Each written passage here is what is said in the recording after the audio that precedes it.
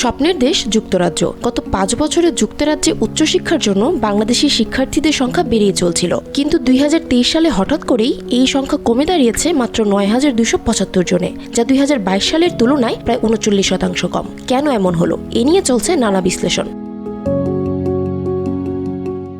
বাংলাদেশের মতোই ভারত থেকেও শিক্ষার্থী সংখ্যা হ্রাস পেয়েছে। ২০২২ সালে যেখানে ১,৩৯,১৫২ জন ভারতীয় শিক্ষার্থী যুক্তরাজ্যে পড়তে গিয়েছিলেন, ২০২৩ সালে তা কমে দাঁড়িয়েছে ১,২০,১১০ জনে।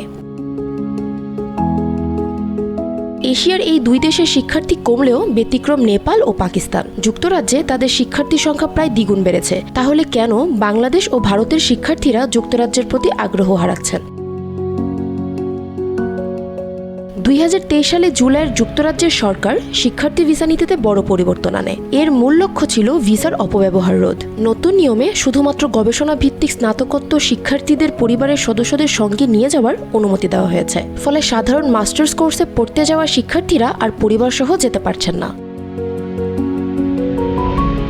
পরিবারকে সঙ্গে না নিতে পারার কারণে অনেক শিক্ষার্থী হতাশায় ভুগছেন। নতুন নীতিমালার কারণে শিক্ষার্থীদের উপর আর্থিক চাপও বেড়ে গেছে বলে জানান সংশ্লিষ্টরা। এছাড়াও একাডেমিক ফি, হেলথ সারচার্জ ও ডিপোজিট ফি বেড়ে যাওয়ার ফলে যুক্তরাজ্যে পড়তে যাওয়া অনেকের জন্য দুঃসাধ্য হয়ে পড়েছে। ব্রিটিশ কাউন্সিলরের এক গবেষণায় বলা হয়েছে, এই প্রবণতা অব্যাহত থাকলে ভবিষ্যতে বাংলাদেশি শিক্ষার্থীদের সংখ্যা আরও কমতে পারে।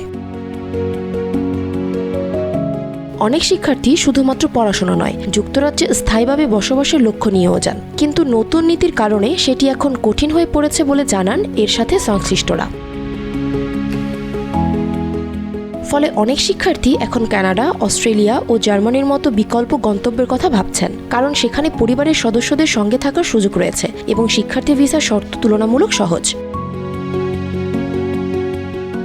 যুক্তরাজ্যের কঠোর অভিবাসন নীতি কি তাদের উচ্চশিক্ষা খাতে দীর্ঘমেয়াদী প্রভাব ফেলবে, নাকি শিক্ষার্থীর ভবিষ্যতের নতুন সুযোগের সন্ধান পাবে, সেটাই দেখার বিষয়। Bangla affairs news desk.